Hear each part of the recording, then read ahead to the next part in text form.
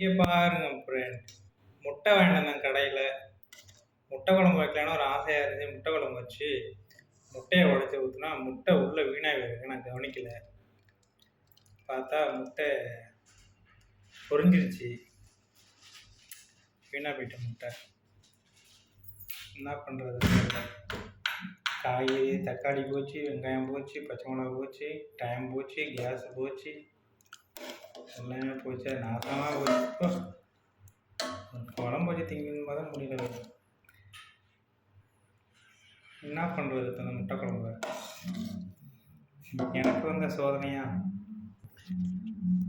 இந்த கடைக்காரன் என்ன பண்ணுறது பாருங்க, வீணா முட்டை மூட்டையை கொடுத்துருக்கான் கண்மட்டிப்பை.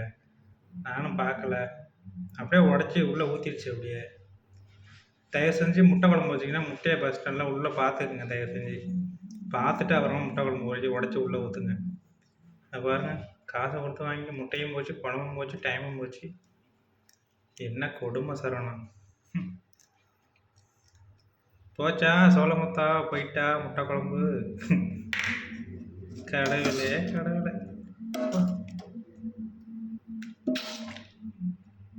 நமக்கு இன்னைக்கு நேரம் அப்படி சரியில்லை, என்ன பண்ண முடியும்?